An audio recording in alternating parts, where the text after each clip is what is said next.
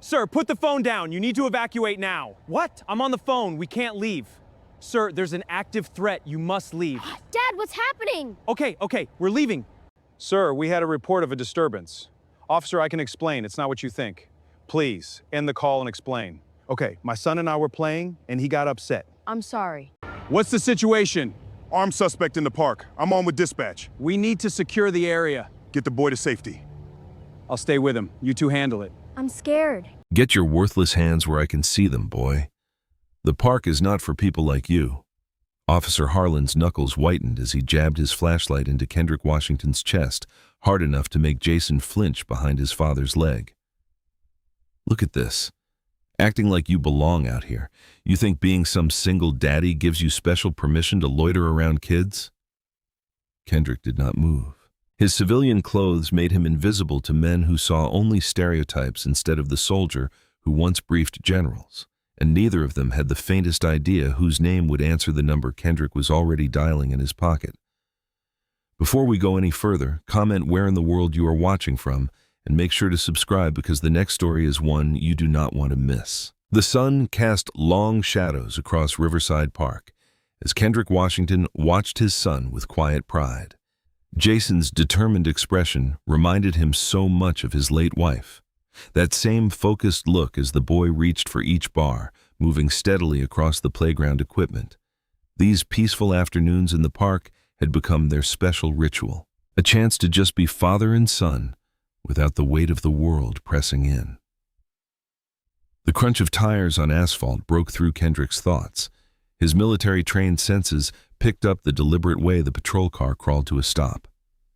The officers inside studied him with predatory focus.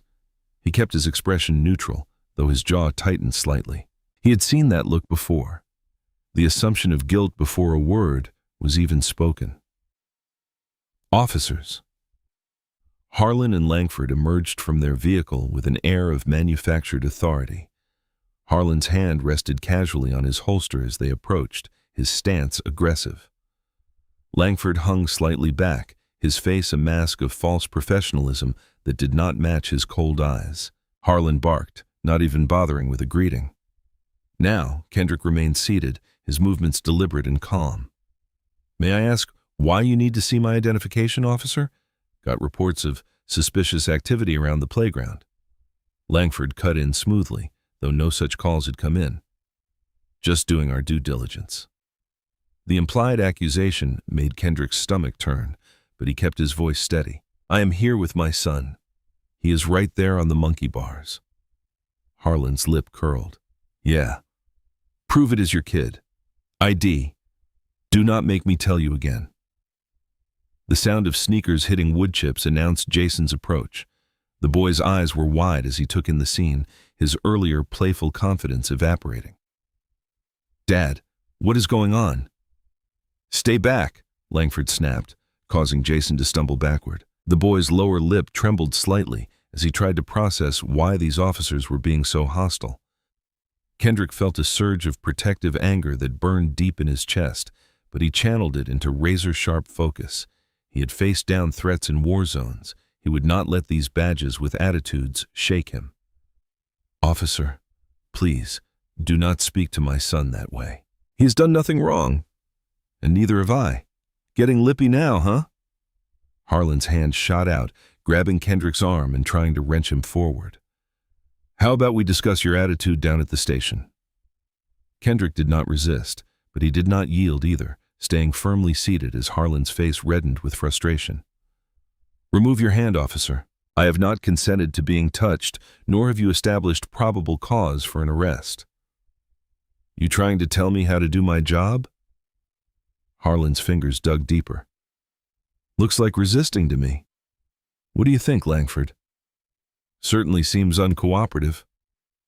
Langford agreed smoothly, his hand now also resting on his weapon. "Perhaps we should call for backup." Kendrick could read their intent clearly. They wanted him to react, to give them an excuse. They had not counted on his training, his ability to recognize and diffuse tactical situations. More importantly, they had not counted on him being prepared.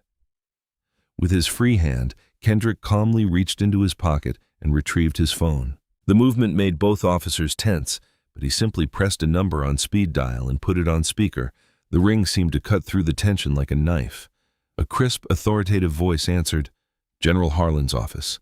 Secure line." The effect was immediate.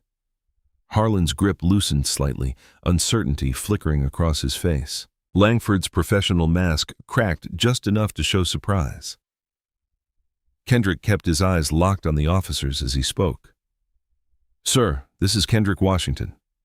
I apologize for disturbing you, but I have a situation that requires witness." He could feel their growing unease as the pieces clicked into place. This was not just some random civilian they could intimidate.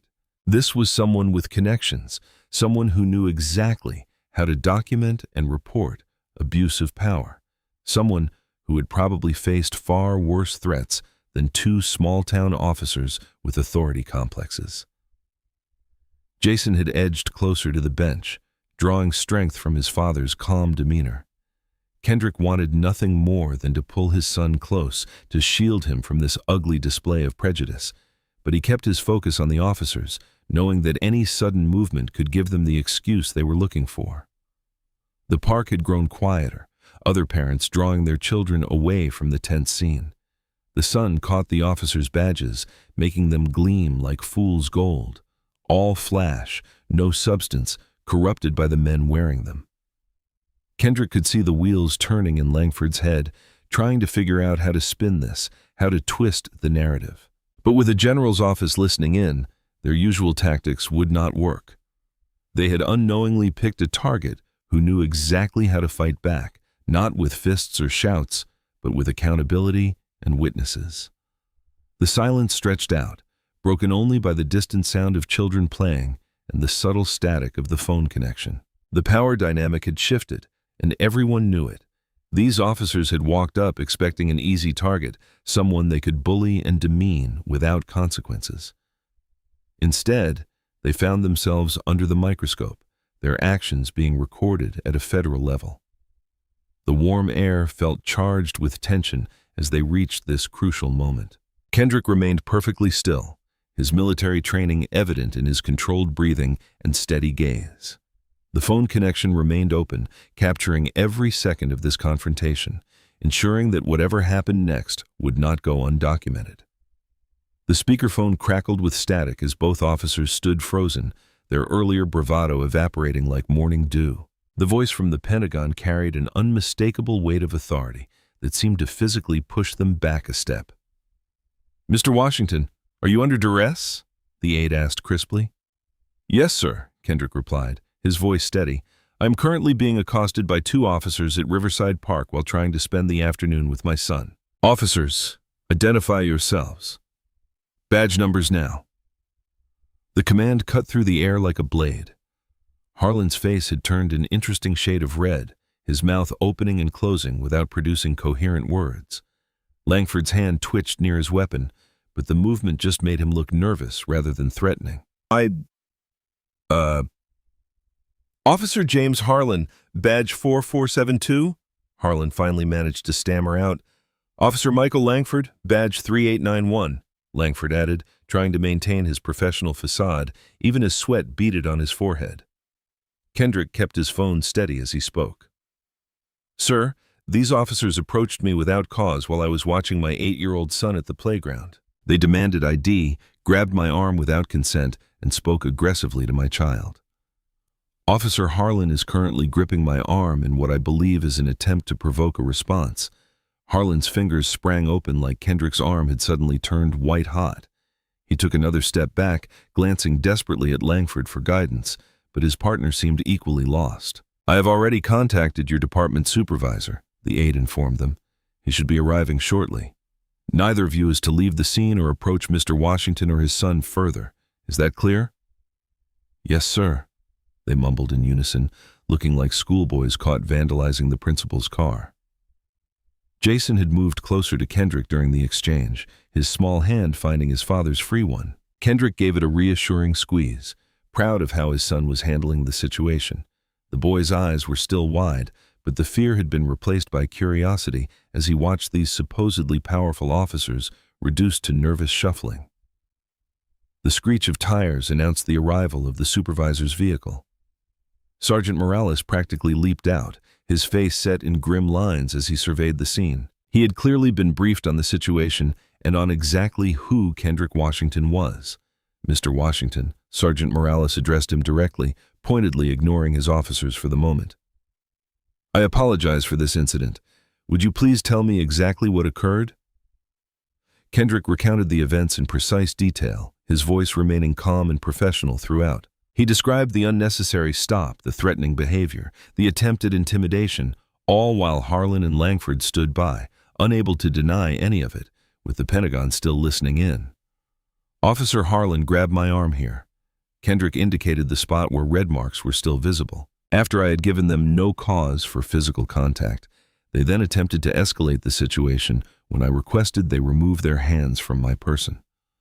Morales' jaw tightened with each detail. When Kendrick finished, the sergeant turned to his officers with barely contained fury. "Both of you turn in your weapons and badges. You are on administrative leave effective immediately." "But Sarge," Harlan started to protest. "Not another word." Morales cut him off. "Internal Affairs will be reviewing this incident thoroughly. Now go wait by your vehicle." As the chastened officers slunk away, Morales turned back to Kendrick. "Sir, I assure you this will be handled appropriately. We will need your statement for the official record, but that can wait if you would prefer to salvage what is left of your afternoon with your son." "Thank you, Sergeant," Kendrick replied. "I will come by the station in the morning." After a few more minutes of procedural discussions and goodbye to the Pentagon aide, Kendrick finally stood, still holding Jayson's hand. The boy had been remarkably patient throughout the ordeal, but Kendrick could feel the questions brewing. "How about some ice cream?" he suggested, drawing a bright smile from his son. "I think we both deserve a treat after all that." At the ice cream shop a few blocks away, they sat at a small table near the window. Jayson attacked a double scoop of mint chocolate chip while Kendrick nursed a simple vanilla cone. "Dad?" Jayson asked between bites. "Why were those officers so mean?" "We were not doing anything wrong." Kendrick considered his answer carefully. "Sometimes, son, people think having authority means they can treat others badly, but they learned the hard way that you cannot just bully everyone. There are always consequences for treating people wrong. Like when you called the general." Jayson's eyes sparkled with understanding. "Exactly." Kendrick nodded. "It is important to stand up to bullies, but you have to be smart about it. Being prepared and staying calm is usually better than getting angry or scared." "You were not scared at all," Jayson said admiringly. "I was worried about you," Kendrick admitted. "But I knew we would be okay because we did not do anything wrong, and I had a plan to handle it." They finished their ice cream as dusk settled over the city. The street lamps flickered to life one by one. As they stepped out of the shop, Kendrick noticed a police SUV idling across the street, its headlights trained directly on them. The following day dawned crisp and clear, but Kendrick's trained eye immediately caught the dark shape of the patrol SUV lurking halfway down his block. He stepped onto his front porch, trash bag in hand, maintaining his normal routine despite the unwanted audience. The vehicle's tinted windows concealed its occupants, but Kendrick could feel their stares tracking his every move. He walked to the curb with measured steps, placed the bag in the bin, and made a mental note of the SUV's plate number. His military intelligence training kicked in automatically. Observe, record, analyze patterns. Inside, Jayson was finishing his breakfast, spooning up the last bits of cereal with one hand while trying to stuff his math homework into his backpack with the other. "Ready for school, buddy?" Kendrick asked, keeping his voice light and casual. "Almost," Jayson replied, finally managing to zip his overloaded backpack closed. The drive to school was uneventful, but Kendrick noticed another patrol car joining their route 2 turns after they left home. He took a few extra turns, confirming his suspicion. They were definitely being followed. At the school entrance, Kendrick's jaw tightened as he spotted 2 uniformed officers standing near the main doors, apparently engaged in casual conversation with parents and children. Their body language changed subtly when they saw his car pull up. "Dad?" Jayson's voice carried a note of anxiety. "Those are more police officers." "It is okay," Kendrick assured him, squeezing his son's shoulder. Just stay close to me." They had not made it halfway to the entrance when the officers intercepted them, plastering on fake friendly smiles that did not reach their eyes. "Good morning," the taller officer called out with exaggerated cheer. "We are conducting a safety survey with the students. Would you mind if we asked your son a few questions?" Kendrick felt Jayson press closer to his side. "I mind very much," he replied evenly.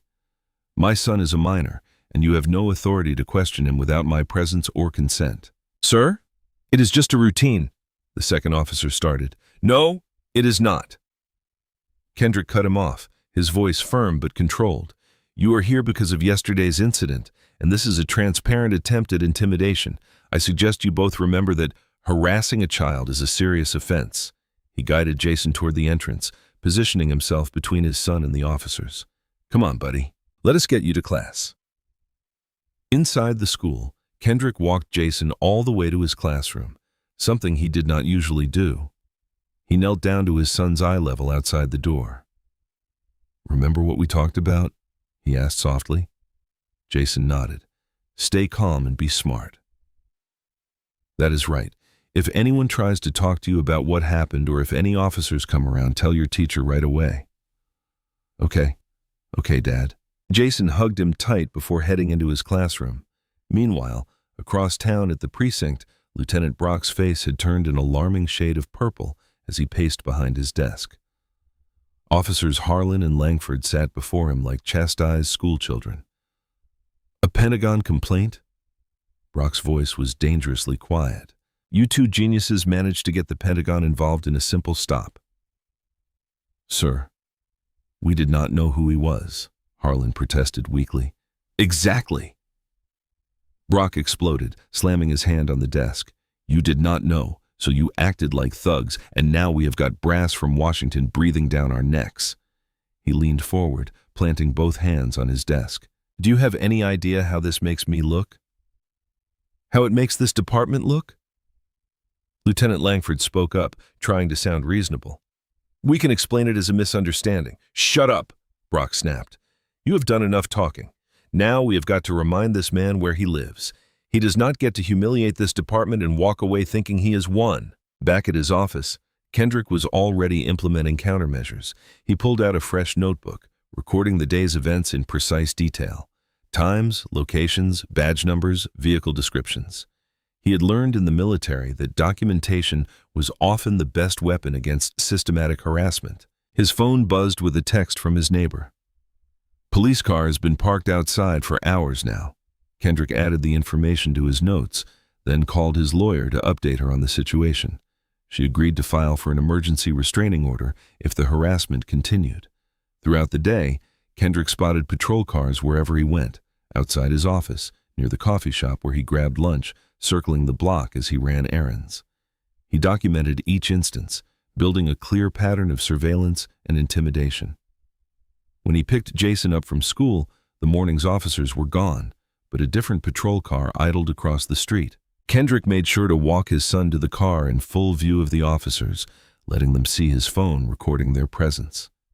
That evening, after Jayson was settled in bed with his comics, Kendrick sat at his kitchen table reviewing his notes from the day. 18 separate instances of police presence, 4 different vehicles, at least 6 different officers involved. The pattern was clear. This was organized harassment, not random patrol activity. His phone rang, displaying a blocked number. Kendrick answered, but said nothing.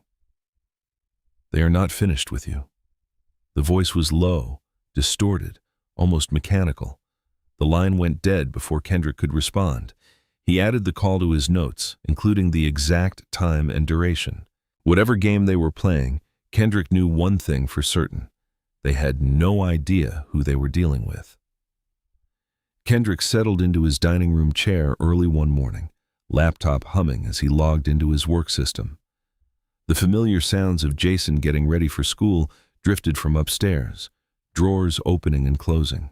The shuffle of sock feet on hardwood floors, the occasional thump of a dropped shoe. "Dad, have you seen my blue folder?" Jayson called down. "Check the coffee table, buddy." "You were doing homework there last night," Kendrick replied, his fingers moving steadily across the keyboard as he reviewed overnight security reports.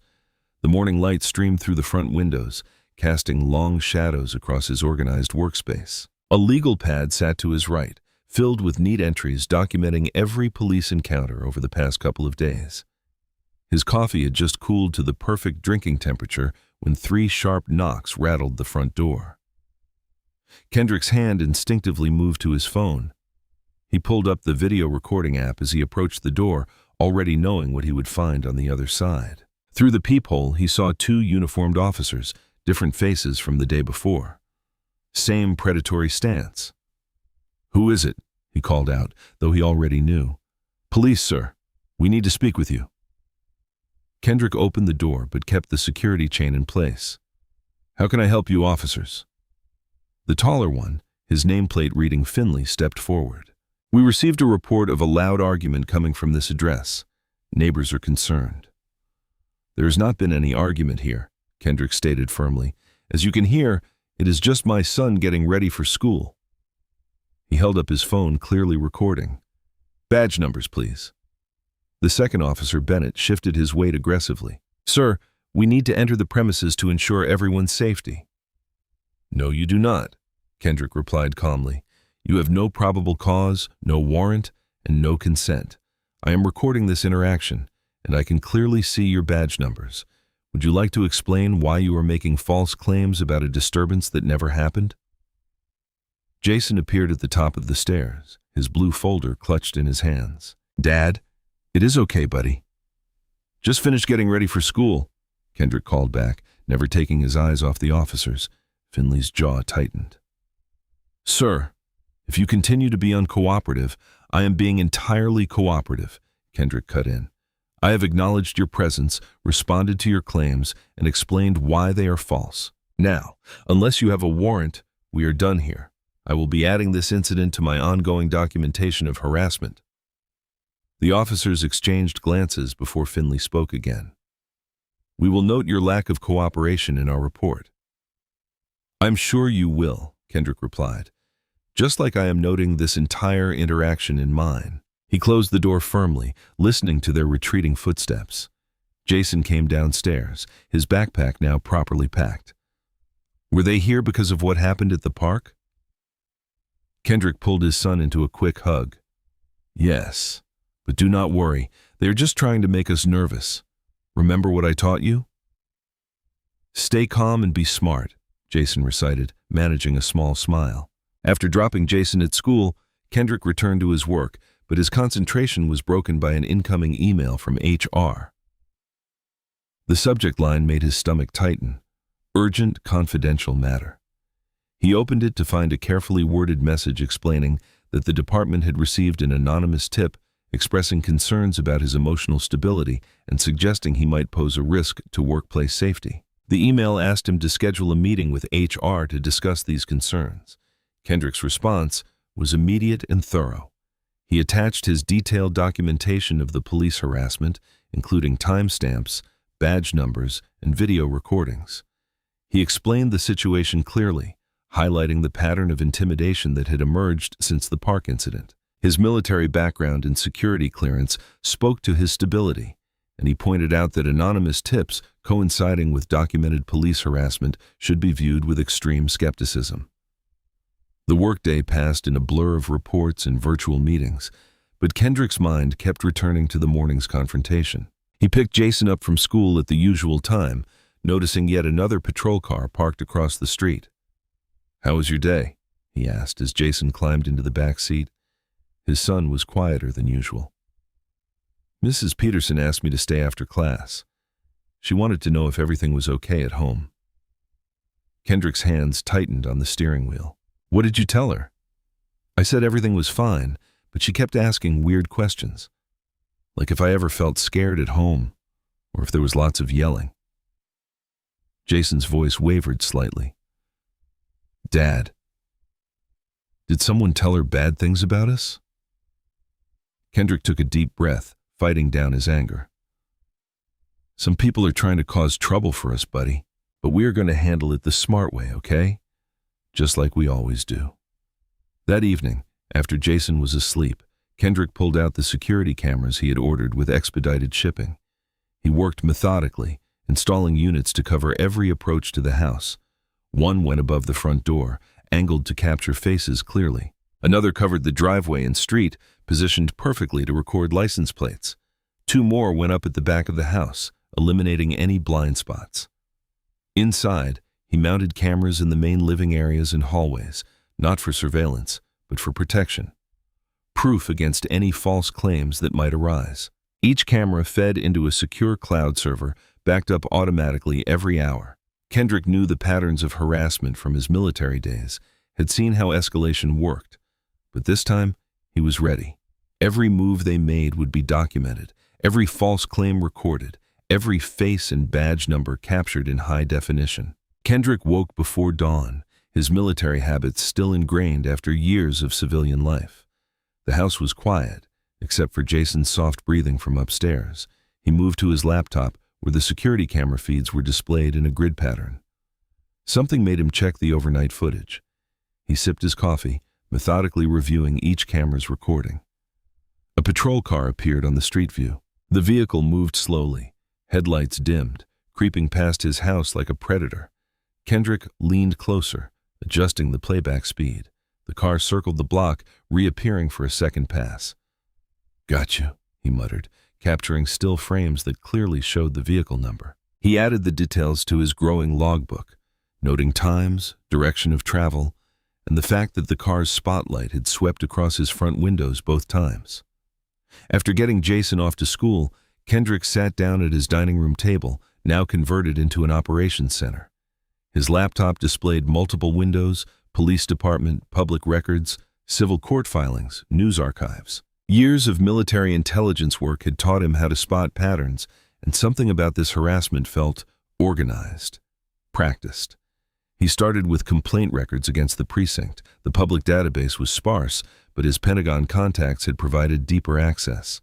Names began repeating: Harlan, Langford, Finley. More importantly, their supervisor, Lieutenant Brock, appeared consistently. Kendrick created a spreadsheet tracking dates, locations, and types of incidents. "Same playbook," he muttered, highlighting another complaint that mirrored his own experience.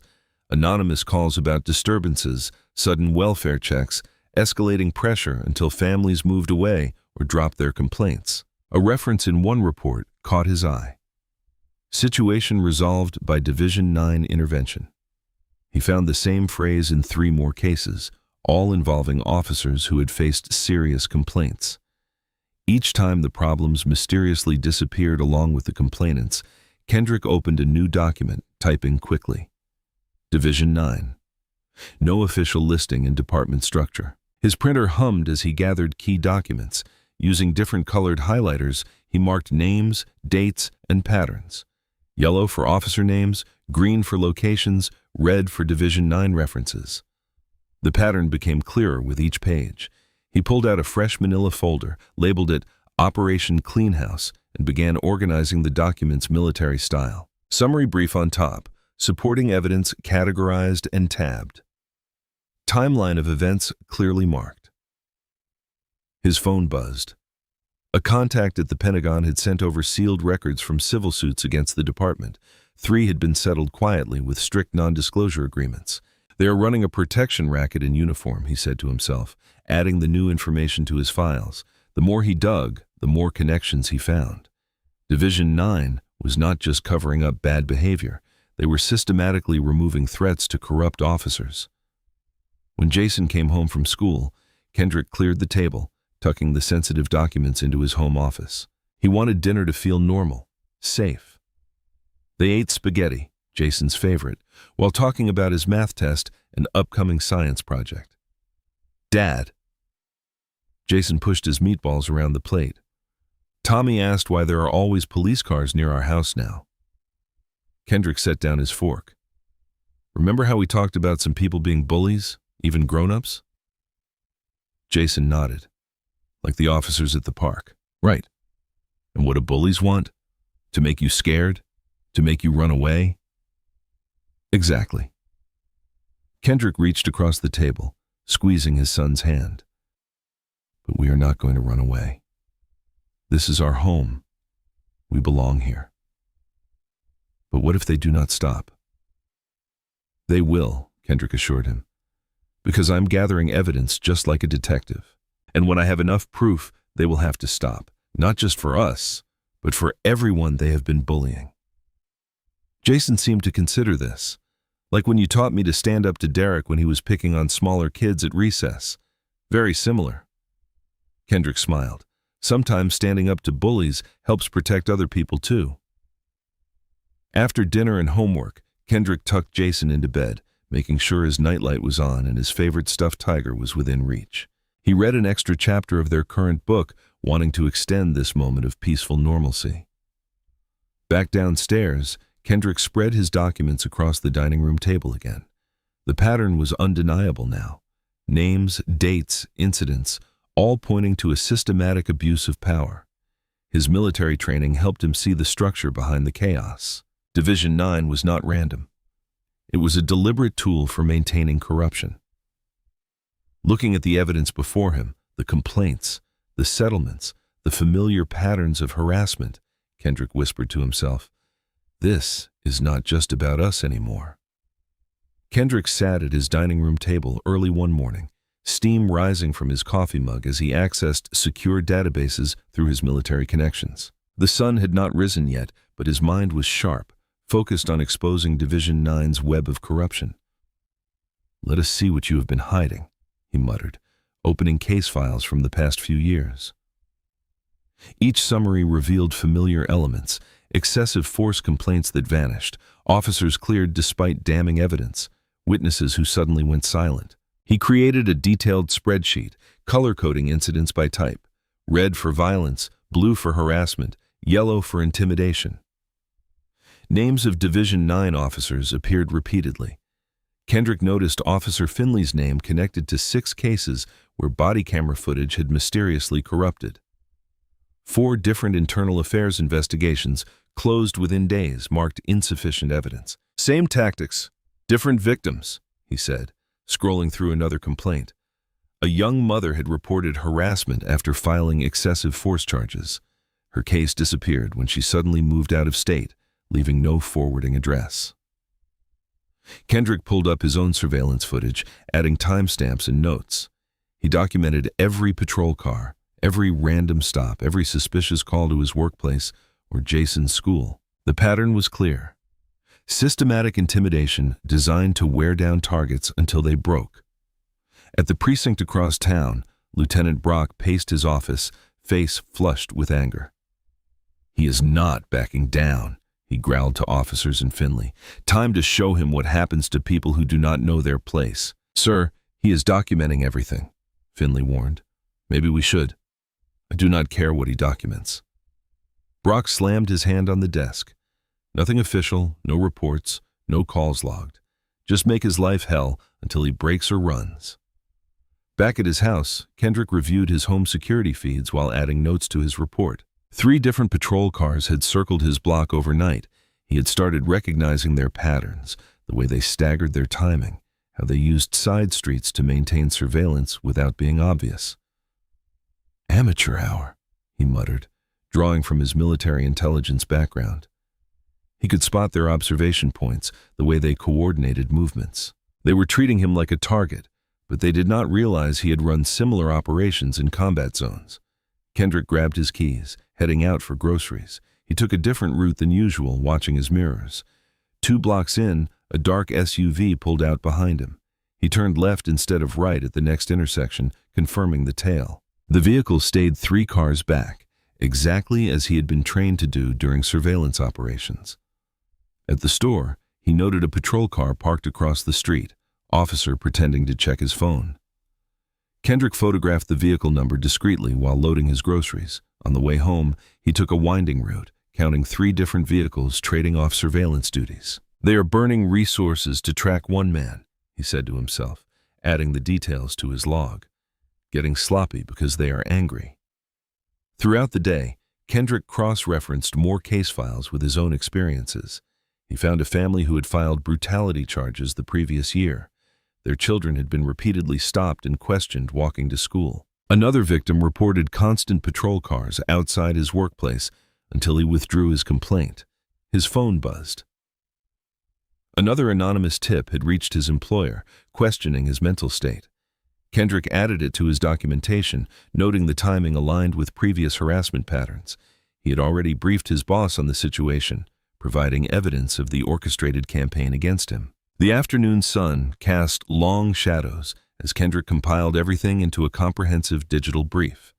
He included surveillance photos, timing logs, pattern analysis, and connections to past cases. His military training showed in the precise organization. Executive summary up front, supporting evidence clearly referenced, timeline of escalation clearly marked. He highlighted the key points. The pieces fit together like a puzzle, revealing a corrupt system designed to protect its own at any cost. Kendrick added his own harassment documentation, photos of patrol cars, logs of suspicious calls, school incident reports, workplace complaints. The pattern was undeniable when laid out chronologically. As night fell, Kendrick did one final review of the brief. He had been thorough, professional, letting the evidence tell the story. This was not just about two officers anymore. It was about a corrupt system that had operated unchecked for years. He opened his secure email, addressing it to General Whitaker. The brief was encrypted and compressed, ready for transmission. In the message field, he typed simply, "Problem appears systemic, not limited to two officers." His finger hovered over the send button for just a moment before pressing it. The message disappeared into the encrypted network, carrying with it evidence of years of unchecked corruption. Morning sunlight streamed through the living room windows as Jayson sprawled on the carpet watching his favorite cartoon show. The animated characters' voices filled the room while Kendrick reviewed his documentation at the dining table, making sure everything was properly organized. His phone vibrated. The caller ID showed a Pentagon number. "Mr. Washington." A crisp female voice said, "This is Sarah Mitchell, DoD Liaison Office. I am following up on the materials you sent to General Whitaker." Kendrick stepped into the kitchen, keeping Jayson in view while speaking quietly. "Yes, thank you for getting back to me." "Your report was comprehensive," Mitchell said, choosing her words carefully. "The General had our legal team review it immediately. Given the scope of evidence and the pattern you have identified, we have forwarded everything to the Department of Justice's Civil Rights Division, specifically their Police Oversight Unit." Kendrick leaned against the counter, shoulders relaxing slightly. "How long before they review it?" "They are treating it as priority," Mitchell replied. "The combination of your military intelligence background and the quality of documentation made an impression. They are particularly interested in this Division 9 unit you identified." "Any timeline on next steps?" Kendrick asked, watching Jayson laugh at something on TV. "They are moving quickly. The DOJ has already contacted city officials." She paused. "Mr. Washington, I want you to know the General takes this personally. He does not appreciate his people being harassed, especially not when they are protecting their children." "I appreciate that," Kendrick said quietly. "Keep monitoring and documenting everything," Mitchell advised. "The DOJ may need your testimony later. And Mr. Washington, stay safe." Kendrick ended the call, processing the information. The machinery of justice was finally moving, but he knew from experience that cornered opponents were often the most dangerous. Throughout the morning, Kendrick maintained his routine while monitoring local news sites. Around mid-afternoon, his phone started buzzing with news alerts. The city had called an emergency press conference. He turned on the TV just as the mayor stepped up to the podium, looking uncomfortable. After receiving credible evidence of serious misconduct, the mayor announced, "The following personnel changes are effective immediately. Officers: James Harlan and Michael Langford are suspended pending full investigation. Lieutenant Thomas Brock has been temporarily relieved of field command duties, while Internal Affairs conducts a thorough review of Division 9 operations." Kendrick watched the mayor field questions, noting how he avoided details about the investigation's scope. Still, it was more than he'd expected so quickly. The system could work when enough pressure was applied from the right direction. Jayson wandered into the kitchen. "Dad, are you okay?" Kendrick smiled, ruffling his son's hair. "I am good, buddy. Actually, I think we should celebrate tonight. How about pizza at Tony's?" Jayson's face lit up. "Really?" Can I get the Supreme with extra cheese? You got it, champ. Kendrick grabbed his keys. Let us head out early. Beat the dinner rush. At the restaurant, they settled into their usual booth by the window. The familiar smells of garlic and tomato sauce filled the air as their pizza arrived, cheese stretching in long strings as they pulled slices onto their plates. Remember what I told you about standing up to bullies? Kendrick asked, watching Jayson attack his slice. Yeah, Jayson said between bites. Do not let them win, but be smart about it. That is right. And sometimes if you tell the truth and get help from the right people, things can actually change. Kendrick smiled. Those officers who were bothering us, they are in trouble now because we did not back down. We documented everything and reported it properly. Jayson considered this, taking another bite. So, they cannot bother us anymore. Well, we still need to be careful, Kendrick said honestly. But we showed them we are not afraid. That is what matters. For the first time in weeks, Jayson's laugh came easily as he told Kendrick about his day at school. Kendrick savored the moment, watching his son gesture animatedly while describing a science experiment. It felt like before all this started, just a father and son enjoying dinner together. They lingered over their meal, sharing a cannoli for dessert. The sky had darkened by the time they headed home, streetlights casting pools of yellow light on the pavement. As they approached the precinct, Kendrick noticed something odd. Usually only 2 or 3 patrol cars would be parked outside at this hour. Tonight, he counted 6 vehicles clustered near the entrance. Officers standing in tight groups. They drove past slowly. One officer turned to watch their car, his expression dark and angry. Kendrick recognized him. Officer Finley, one of Brock's trusted Division 9 members. The man's face was twisted with barely contained rage as he tracked their car's movement. Kendrick kept his speed steady, not reacting, but he noted every detail, the number of officers present, their positioning, the tension in their body language. Jayson was focused on his phone, unaware of the police presence. Kendrick maintained his calm demeanor while processing what he had seen. The unusual gathering of patrol cars, the officers' grim expressions, Finley's open hostility, it all painted a concerning picture. He steered their car toward home, deliberately taking a route that would avoid passing the precinct again. In the passenger seat, Jayson hummed along with the radio, still riding the happy wave of their celebration dinner. Kendrick settled into his living room armchair, surrounded by meticulously organized case files. The house was quiet, except for the soft hum of the air conditioning and Jayson's gentle breathing from down the hall. He had just finished his 3rd security check of the evening, testing door locks, confirming camera feeds, and verifying motion sensors were active. His laptop screen cast a blue glow across the coffee table where he had arranged key documents. Years of military intelligence work had taught him to trust his instincts, and tonight they were screaming at him to stay alert. He pulled up the exterior camera feeds on his phone, cycling through views of the front yard, side gates, and back patio. Everything looked normal, but the street seemed too quiet. No cars had driven past in over an hour, unusual even for their residential neighborhood. Kendrick checked Jayson's door one more time, cracking it open just enough to see his son's peaceful sleeping form. The boy had fallen asleep, clutching his favorite stuffed dinosaur, looking far too innocent to be caught in the middle of all this. Back in the living room, Kendrick organized another set of documents detailing Division 9's pattern of late-night raids. He had uncovered multiple instances where they had struck without warning, always claiming to have warrants that never materialized in court records.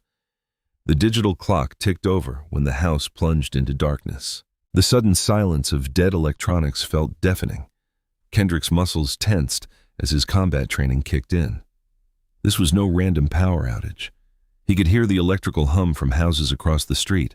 Heavy footsteps creaked on the front porch, multiple sets of boots trying to move quietly but betraying their presence to his trained ear. Kendrick was already moving, staying low when the first impact of the battering ram shook the front door. Crash! Wood splintered as the doorframe gave way. Flashlight beams cut through the darkness, sweeping across his furniture. Multiple figures in tactical gear stormed through the entrance. "Police! Search warrant!" a voice bellowed. But Kendrick saw no papers, no proper announcement, just masked officers charging in with weapons raised. He moved silently down the hall to Jayson's room, bare feet silent on the carpet.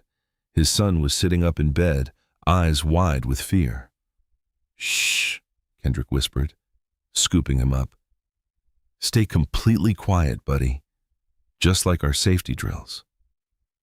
Jayson nodded, clinging to his father as Kendrick retrieved his phone from his pocket. He activated the audio recording with practiced fingers, capturing the sounds of destruction from the front of the house. "Find that bastard!" a voice shouted. "Tear this place apart!" "You cannot hide from us, Washington," another called out. "Should have kept your mouth shut." Kendrick recognized Finley's voice, despite the attempt to disguise it. He guided Jayson through the darkness, using his perfect mental map of the house layout. They moved in a low crouch, avoiding windows where their silhouettes might be visible from outside. The sounds of systematic destruction followed them, furniture being overturned, drawers dumped, glass breaking. Kendrick's jaw clenched as he heard his laptop being smashed, but he kept moving. Lives mattered more than evidence right now. They reached the back door just as flashlight beams started sweeping down the hallway. Kendrick eased the door open, thankful he had oiled the hinges just the day before. The cool night air hit their faces as they slipped outside. Jayson was trembling but remained silent, face buried against his father's shoulder. Kendrick moved quickly through the shadows of their backyard using the hedgerow as cover. He could hear radio chatter from the front yard, at least 6 officers, maybe more. "Check the back." Someone shouted from inside. "Rodriguez, cover the alley." Kendrick changed direction immediately, cutting through his neighbor's yard instead. He moved diagonally away from the alley, using houses and trees as concealment. His bare feet found every twig and pebble, but he ignored the discomfort, focusing only on getting Jayson to safety. They crossed through 3 more yards, Kendrick pausing between each to listen for pursuit. His phone continued recording, capturing both the distant sounds of the raid and his own controlled breathing as they moved through the darkness. Jayson had not made a sound, but Kendrick could feel his son's heart racing. He whispered barely audible reassurances as they navigated between houses. "You are doing great, buddy. Almost there. Stay brave for me." Aunt Vanessa's house was just ahead, a simple 1-story with a well-tended garden. Light glowed behind her living room curtains. Kendrick had chosen their escape route, knowing she always stayed up late watching medical dramas. They crossed her front yard quickly, exposed in the open for just a few seconds. Kendrick could still hear commotion from his house 2 blocks away. His knuckles rapped urgently against Aunt Vanessa's door, conscious that every second in the open increased their risk. "Please be home," he whispered, holding Jayson close as they waited in the shadows of her porch. "Please be awake." Aunt Vanessa yanked open her front door, her eyes widening at the sight of Kendrick and Jayson huddled on her porch. "Oh my God," she whispered, quickly ushering them inside. "Get in here, both of you." She locked the door behind them and pulled the curtains tight. Kendrick's bare feet left slight dirt marks on her beige carpet, but she did not seem to notice. Her focus was entirely on Jayson, who had not lifted his head from his father's shoulder. "Sit, sit," she insisted, disappearing briefly into her bedroom. She returned with 2 thick blankets, wrapping one around Jayson's shoulders as Kendrick finally set him down on the couch. The second blanket went around Kendrick, who was still in his t-shirt and sweatpants from earlier. "They raided the house," Kendrick explained in a low voice, keeping one arm around his son. "No warning, no real warrant. Cut the power first, then broke down the door." His voice remained steady, but Aunt Vanessa could see the tension in his jaw, the controlled anger in his eyes. "The police did this?" she asked, sitting across from them. Her medical training kicked in as she noticed Jayson's shallow breathing. "Jayson, sweetie, try to take some deep breaths for me, okay?" The boy nodded, finally lifting his head. His eyes were wide, still processing the night's events. Aunt Vanessa went to her kitchen and returned with a glass of water and some cookies. Here, something sweet might help with the shock. Kendrick pulled out his phone, stopping the recording he had been making since the raid began. "I got some of it documented, but my laptop is probably destroyed by now. They were tearing this place apart when we left." "Those bastards," Aunt Vanessa muttered. then quickly apologized for cursing in front of Jayson. She had been their rock since Kendrick's wife, her sister, had passed away years ago. You are staying here tonight, both of you. No arguments. Hours passed slowly. Aunt Vanessa made hot chocolate and put on cartoons with the volume low, trying to create some sense normal.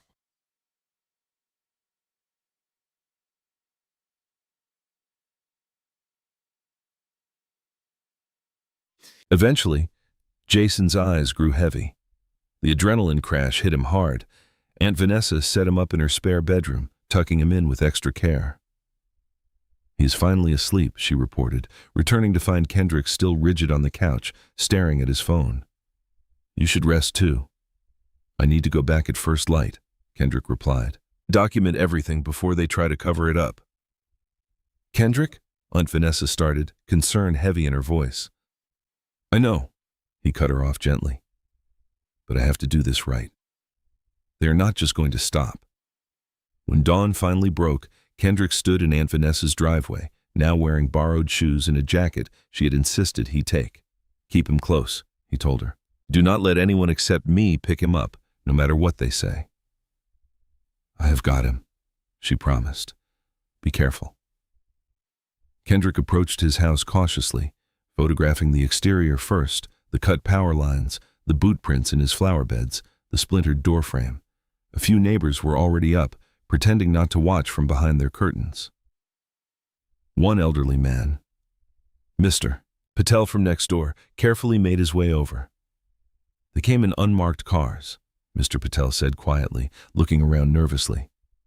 Black SUVs, no lights. I counted 8 men, maybe more. They were here for almost 2 hours. Did you see any warrant? Kendrick asked, his phone recording the conversation. No papers, just masks and guns. Mr. Patel shook his head. This is not right, Mr. Washington. Thank you for telling me, Kendrick said sincerely.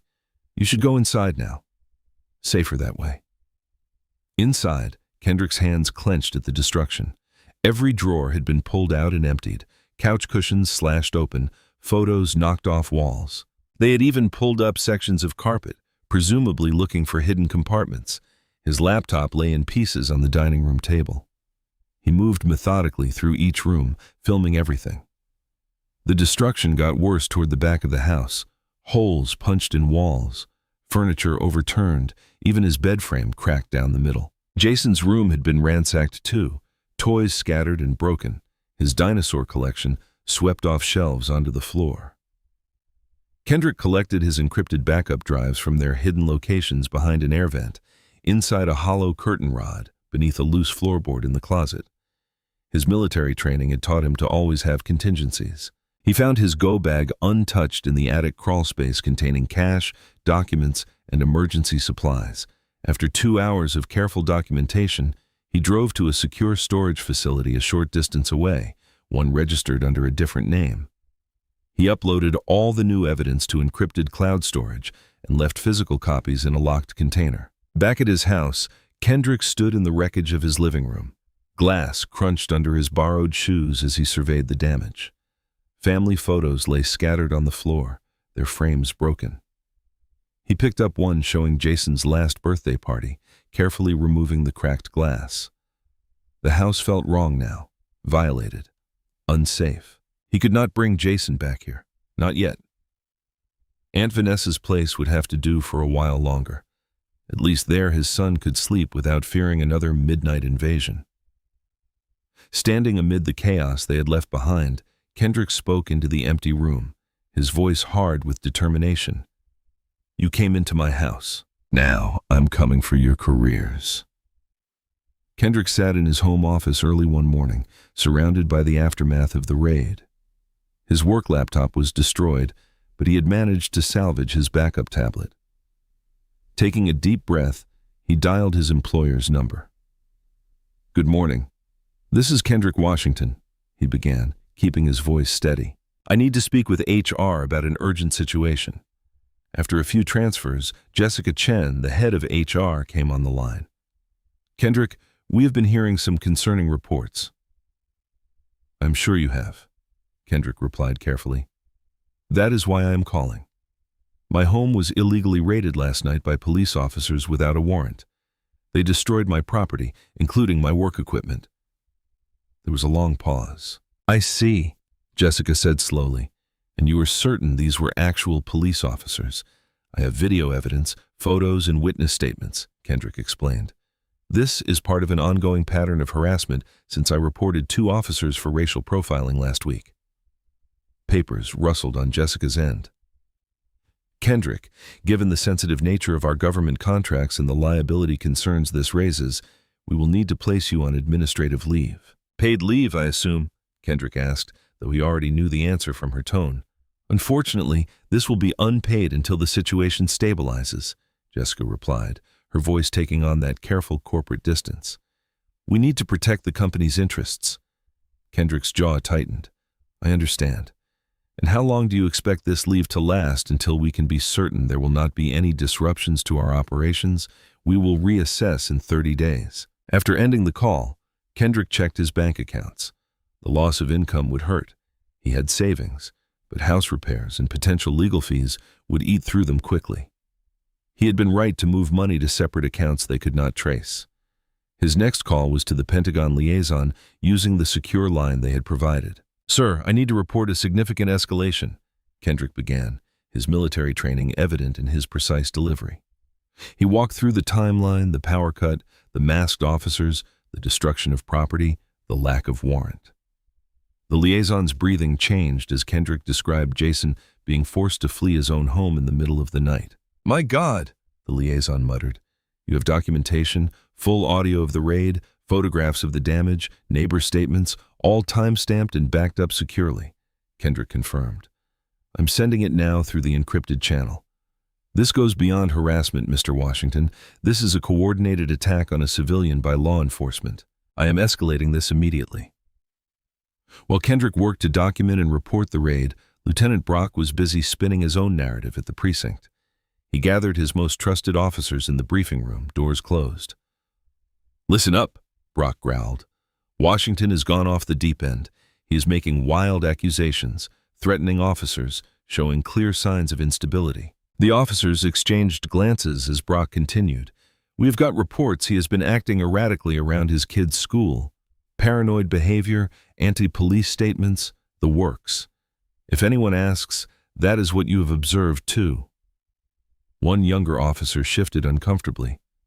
But sir, the Pentagon complaint is obviously the desperate move of someone with a grudge against law enforcement. Brock cut him off. We are protecting our own here. Washington is dangerous and he is trying to tear this department apart. Remember that.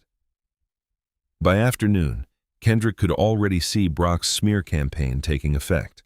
The school principal called, expressing concerns about Jayson attending classes.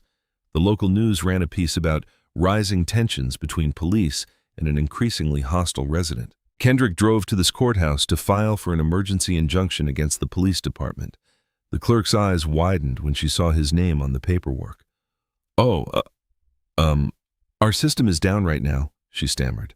Maybe try again tomorrow. The computer seemed to be working fine, Kendrick observed calmly, noting her discomfort. I will wait. She disappeared into a back office, returning with a supervisor who took one look at Kendrick and said, We cannot process this today. Technical issues. Kendrick recorded the entire interaction on his phone, adding it to his growing evidence file. They were closing ranks just as he had expected, but they had underestimated his patience, his training, his determination to protect his son. Pulling up outside Aunt Vanessa's house that evening, Kendrick stayed in his car for a moment, watching through the window. Jayson sat at Aunt Vanessa's kitchen table, actually laughing as she taught him to make paper airplanes. The sight made Kendrick's chest tight. His son's resilience amazed him. The raid had cost him his job. The smear campaign was trying to cost him his reputation. They destroyed his home, threatened his family, and tried to paint him as unstable for daring to stand up to them. But watching Jayson smile, Kendrick felt a strange sense of clarity. They had taken almost everything, which meant he had nothing left to lose. No more career to protect, no more reputation to maintain, no more system to work within. They had pushed him to the edge, thinking he would back down. Instead, They had freed him to fight back with everything he had. Kendrick knelt in front of Jayson outside Aunt Vanessa's front door, straightening the boy's school backpack straps. The morning sun cast long shadows across the quiet suburban street. "Remember what I told you about being brave?" Kendrick asked softly. Jayson nodded, his eyes serious. "That sometimes being brave means letting other people help keep you safe." "That is right." Kendrick pulled his son into a tight hug. "You are going to stay with Aunt Vanessa for a little while. Just until I can fix some things. It will not be long. Promise?" Jayson's voice was small against Kendrick's shoulder. "I promise, buddy." Kendrick held him at arm's length, studying his face. "And you know I always keep my promises, right?"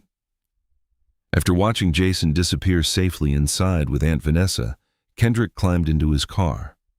Instead of heading to his ransacked house, he drove downtown to a modern co-working space he had discovered through his military contacts. The place offered private offices with enhanced security and strict confidentiality, perfect for what he needed to do. The receptionist handed him a keycard to a corner office on the 4th floor. Kendrick set up his laptop, spread his files across the large desk, and pulled up the secure cloud drive where he had backed up all his documentation. Years of intelligence work had taught him the value of meticulous record-keeping.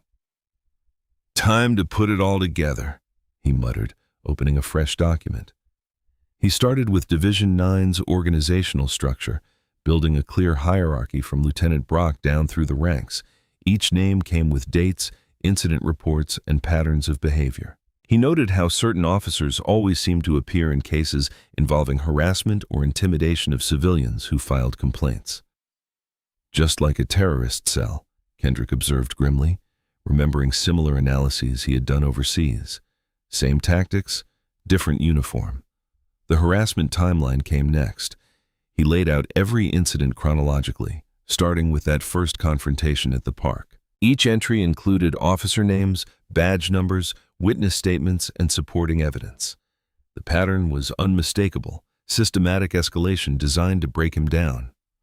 Around noon, Kendrick paused to get coffee from the break room. His military training kicked in as he scanned the street below through floor-to-ceiling windows. No patrol cars in sight, but he noticed an unmarked sedan that had been parked there too long. He photographed its license plate through the tinted glass. Back at his desk, Kendrick added a section on surveillance tactics. He detailed the constant drive-bys, the unmarked vehicles, the coordinated efforts to track his movements. His intelligence background helped him recognize professional techniques being misused for harassment. The fake warrant reports, the school interviews, the anonymous tips. He typed "classic intimidation playbook." The raid section required special attention. Kendrick included floor plans of his house, marked with entry points and officer positions. He attached photos of the destruction, timestamps from his security system, and audio recordings of the officers' threats. The lack of proper warrant documentation was highlighted in red. By mid-afternoon, Kendrick reached the personal impact section. He documented his employment termination, including the HR call transcript and his previous stellar performance reviews. The financial damage was calculated precisely: lost wages, property destruction, legal fees. He added the school's sudden concerns about Jayson and the courthouse's suspicious technical difficulties. Connect the dots, Kendrick reminded himself. Show the pattern. The final section dealt with systemic abuse of power. Kendrick cross-referenced similar cases from the past few years, showing how Division 9 repeatedly targeted civilians who challenged police misconduct. He included statistics on complaint dismissals, suspicious evidence losses, and witness intimidation. "They are not just dirty cops," he wrote. "They are an organized operation using police authority to silence anyone who speaks up." As the sun began to set, Kendrick reviewed the completed dossier. It read like a military intelligence assessment, clear, detailed, and damning. Every claim was backed by evidence, every connection supported by data. It was not just his story anymore. It was a comprehensive exposure of systemic corruption. Kendrick created secure copies on encrypted drives, then began the careful process of distribution. The Department of Justice received it first, followed by his contacts at the Pentagon. He sent versions to the State Attorney General's office and the governor's legal team.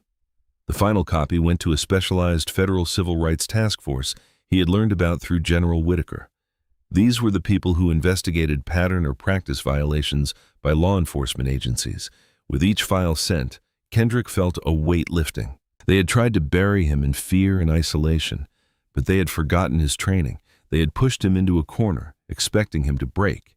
Instead, they had given him nothing left to lose and everything to fight for.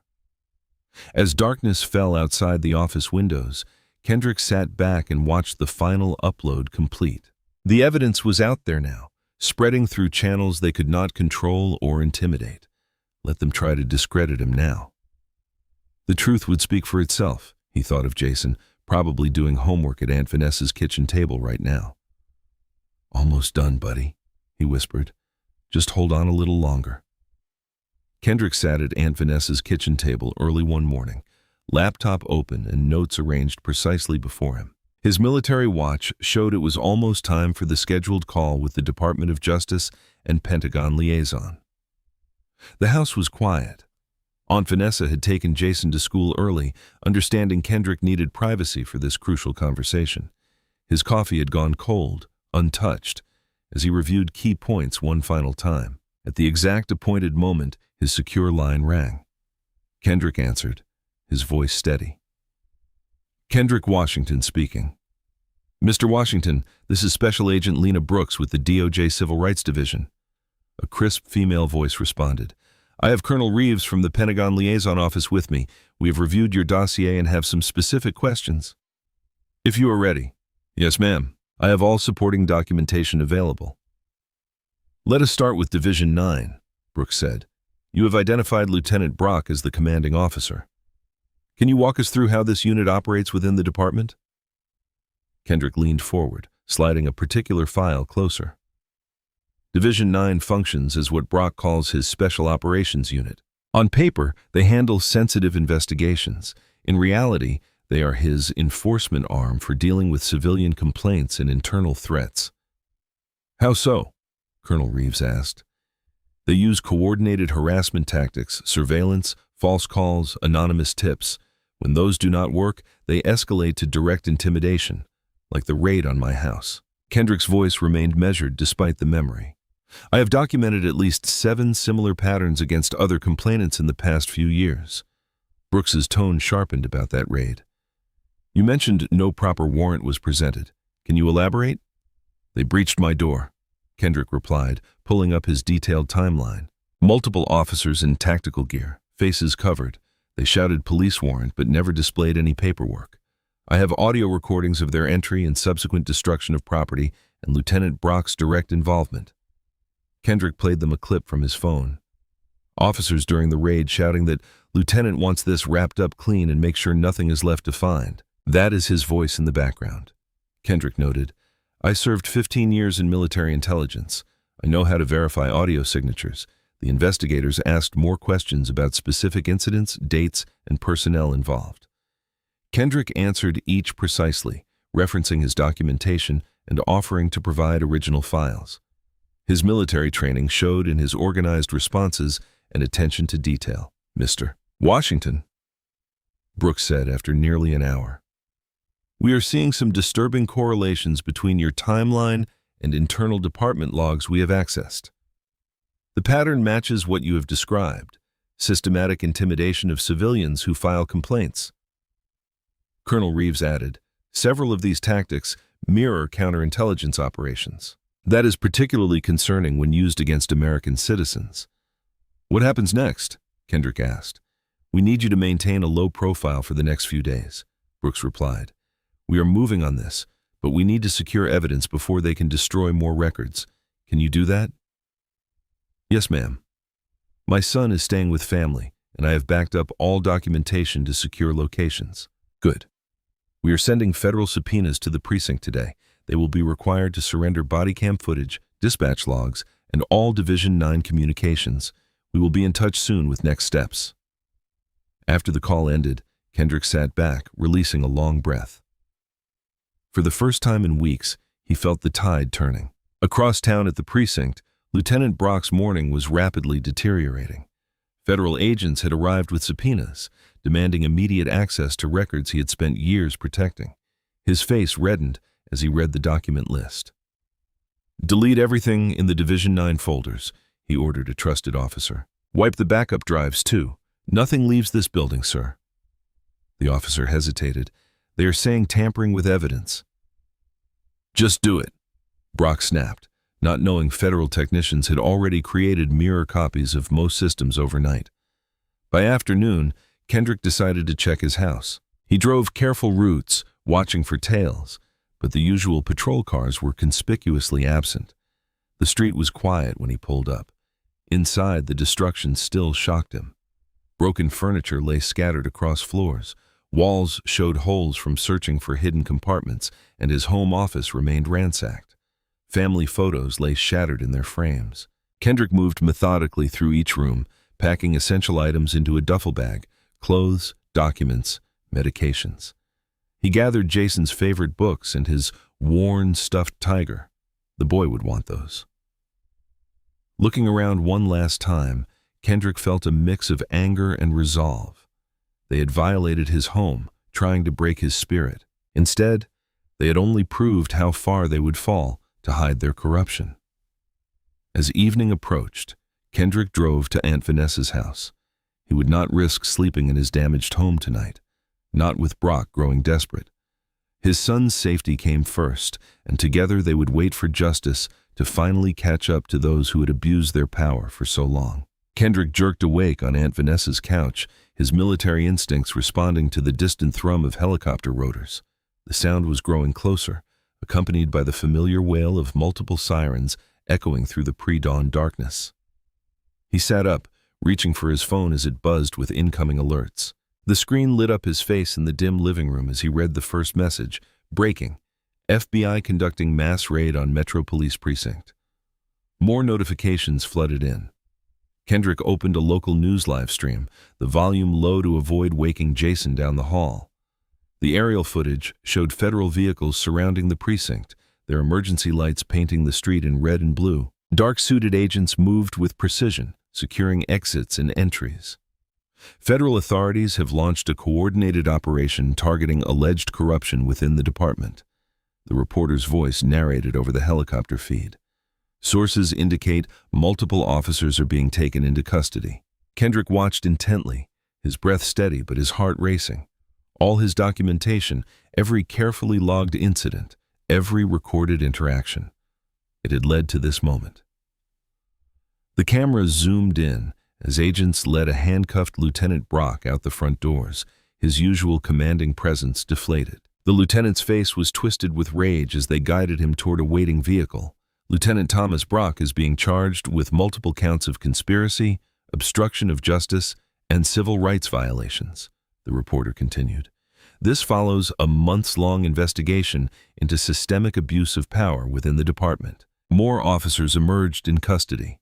Kendrick recognized Harlan's stocky frame and Langford's characteristic stiff walk as they were escorted out separately. The news ticker scrolled details of their charges: falsifying police records, witness intimidation, conducting unlawful raids.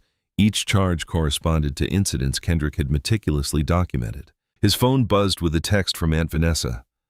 "Are you seeing this?" She had woken up and was watching from her room. "Yes," he typed back. "Let Jayson sleep. We will explain everything at breakfast." The live stream showed several officers voluntarily walking out with boxes of files, speaking with federal agents. These were the good cops, Kendrick realized. The ones who had stayed quiet out of fear, but were now ready to help expose the rot. They handed over documents and thumb drives, adding to the evidence against Brock's corrupt network. Kendrick stood and walked to Aunt Vanessa's kitchen window. The helicopters were visible now, their searchlights sweeping across the neighborhood as news crews jockeyed for the best aerial shots. He poured himself a glass of water, his hands perfectly steady despite the adrenaline coursing through him. This was not victory, not exactly.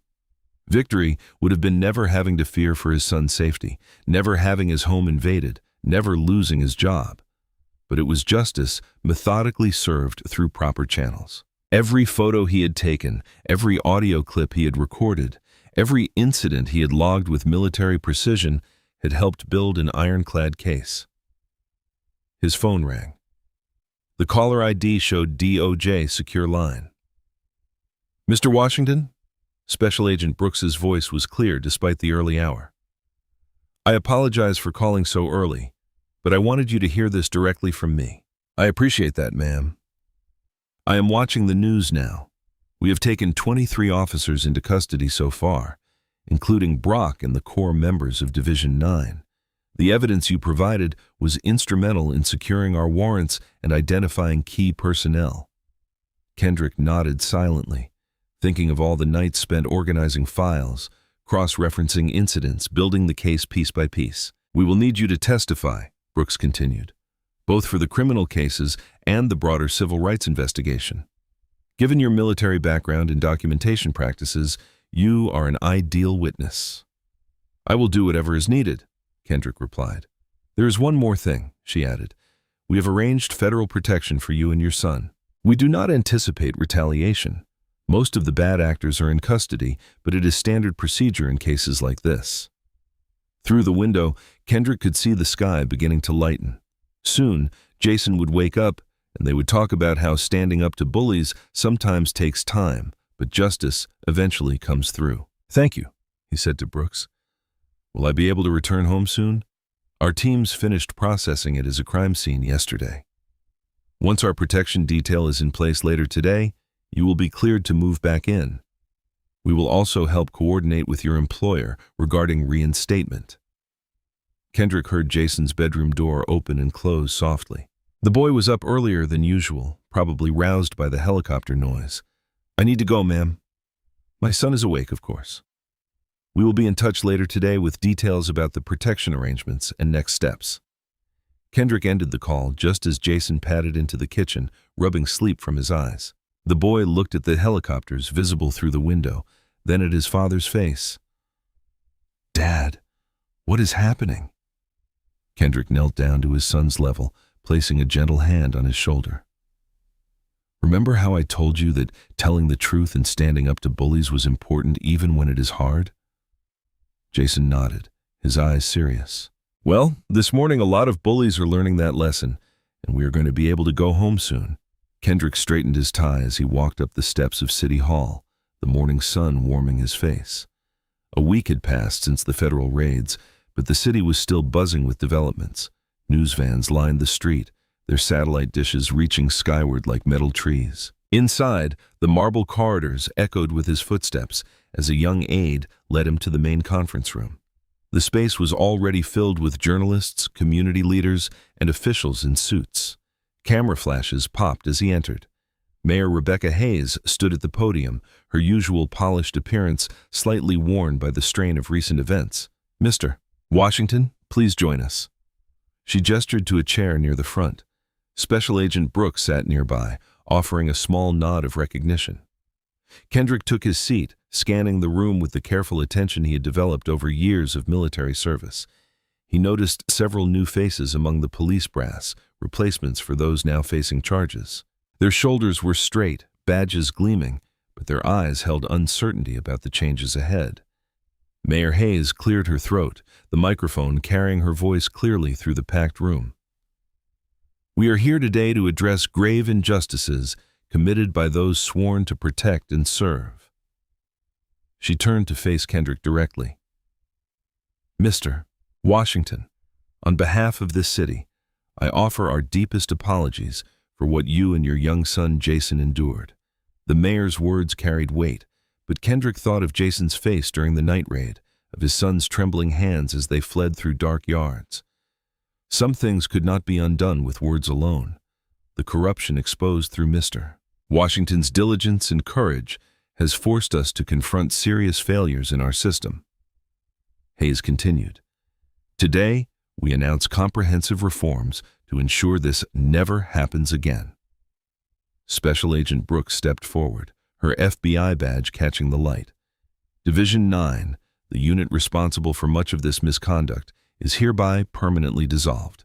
All its former members are under investigation." She paused, making eye contact with the assembled media. Additionally, we are implementing mandatory external oversight of all police operations. The police chief, newly appointed after his predecessor's resignation, outlined specific changes. Every officer will wear body cameras that cannot be disabled. Footage will be randomly audited by independent reviewers. Community review boards will have real power to investigate complaints and recommend action. Kendrick listened intently, noting how these changes aligned with recommendations from his report. Each reform addressed specific patterns he documented: the missing footage, the ignored complaints, the intimidation tactics. Mayor Hayes spoke again, her tone shifting from apology to opportunity. Mr. Washington, your unique background, military intelligence, crisis management, and now first-hand experience with police misconduct makes you invaluable to our reform efforts. She gestured to a folder on the table. We would like to offer you a position as lead consultant for our new officer training program. Kendrick opened the folder, scanning the details. The role would let him shape how officers learn to interact with citizens, recognize bias, and maintain accountability. His salary would be substantial, with authority to implement real changes. Your experience will help us rebuild trust, the police chief added, show our officers a better way forward. Kendrick thought of Jayson, of other children who might face similar situations. I accept, he said firmly into the microphone, but I will need full autonomy to design the program as I see fit. Agreed. Mayor Hayes nodded. We have learned the cost of maintaining the status quo. The meeting continued with details about his house. The city had approved an emergency settlement covering all repairs, plus additional compensation. Workers had already replaced the broken doors, repaired the walls, and restored the rooms to order. As cameras flashed and officials shook hands, Kendrick felt a complex mix of emotions. The reforms were significant, but they had come at a heavy personal price. He thought of his military training, how sometimes the hardest victories leave the deepest scars. After the meeting, he drove home slowly, still adjusting to the unmarked federal vehicle that now followed him for protection. The sight of his restored house brought a surge of relief. The front door was new, solid oak instead of the old hollow core with reinforced frames and better locks. Inside, fresh paint covered the marks of violence, but he could still map where every blow had landed. Kendrick checked his watch. School would be out soon. He would pick up Jayson and bring him home. Really home for the first time since the raid. The boy had been brave through all of it, stronger than any 8-year-old should need to be. He walked through each room, checking windows and cameras out of habit now. The security system was new, top of the line, with direct links to federal response teams. The kitchen had been restocked. Jayson's favorite cereals lined up in the pantry. Later, as the sun set, Kendrick and Jayson sat at their own dinner table again. The boy's feet swung beneath his chair as he ate, his plate piled with the mac and cheese he had requested for their first meal back. The familiar creak of house settling sounds no longer made either of them jump. Dad? Jayson looked up from his food. Are we really staying? Kendrick reached across the table, squeezing his son's hand. Yes. We are home for good. They will not ever knock down this door again. The autumn breeze rustled through the trees at Riverside Park, carrying the sweet scent of fallen leaves. Kendrick Washington sat on the same bench where everything had started months ago, but the weight on his shoulders felt different now, lighter. Jayson bounced beside him, his energy barely contained. Can I go to the monkey bars, Dad? Kendrick smiled, noting how his son's voice had lost that edge of worry it had carried for so long. Go ahead, buddy. I'm right here watching. As Jayson ran toward the playground, Kendrick observed the changes in the park. New security cameras dotted the area discreetly, part of the city's reformed surveillance program. The patrol patterns had shifted too. Less intimidating, more community-focused. A woman in a Navy uniform approached, her badge reading Community Safety Officer Reyes. Her walk was purposeful but relaxed, nothing like the aggressive stance Harlan had used that first day. Good morning, Mr. Washington, she said, maintaining a respectful distance. Just checking in to see if you and your son are doing well today. Kendrick nodded, appreciating how she positioned herself to keep Jayson in view without making him a target. "We're doing fine, Officer Reyes. Thank you. Glad to hear it. Please do not hesitate to flag me down if you need anything." She smiled and continued her rounds, giving them space while remaining visible from her new position near the park's entrance. "Dad, watch this," Jayson called from the monkey bars, his face bright with concentration as he swung from rung to rung. Kendrick watched his son's progress, remembering how Jayson had frozen in fear when Langford barked at him months ago. Now his boy moved with confidence, showing no hesitation when other officers passed by. The transformation brought a warmth to Kendrick's chest that had nothing to do with the morning sun. A portable radio on a nearby picnic table quietly broadcasted the morning news. Federal prosecutors have announced trial dates for former Lieutenant Brock and officers Harlan and Langford. The charges include civil rights violations, conspiracy, and abuse of power. Meanwhile, the police reforms sparked by the Washington case continue to expand. Kendrick tuned out the news, focusing instead on Jayson's laughter as he played with other children. Parents who might have once pulled their kids away now smiled and waved, having seen his story on the news. Some had even approached him at the grocery store or gas station to share their own experiences with police harassment. A young boy about Jayson's age ran past wearing a Junior Police Academy t-shirt. Instead of tensing up, Kendrick felt hopeful. The new training program he was developing would help ensure that kids' dreams of being an officer would not be corrupted by the likes of Brock. The morning passed peacefully.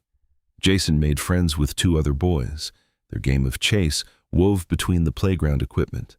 Kendrick watched them play, noting how different officers rotated through the park. Each one professional, each one clearly displaying their badge number and name tag, as per the new regulations. "Did you see me, Dad?" Jayson called out, hanging upside down from the monkey bars. "I did it without stopping." "Great job, buddy," Kendrick called back, his pride evident in his voice. "Want to show me one more time?" As Jayson demonstrated his improved skills, Kendrick reflected on how far they had come. The nightmares had mostly stopped. Jayson no longer jumped at sudden noises. The therapy sessions, covered by the city's settlement, had helped them both process the trauma of the raid. A family walked by with a newspaper, the headline visible. Former Division 9 officers face federal charges. Below it was a photo of Brock being led away in handcuffs, his face a mask of disbelief. The image did not bring Kendrick joy, just a quiet satisfaction that justice was being served. The community safety officer passed by again, this time helping a lost toddler find his mother. The difference in approach was stark. No hands near weapons, no aggressive posturing, just genuine service to the community. "Hey, Dad," Jayson called, running back to the bench. "Can we get ice cream?" Kendrick checked his watch. They had been at the park for over an hour, longer than they had managed to stay that first day. "Sure thing. Same place as last time."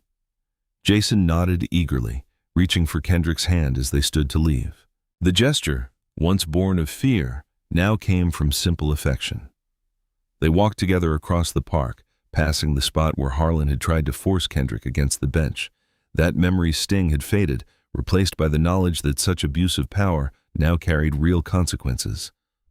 The radio continued its quiet broadcast as they passed.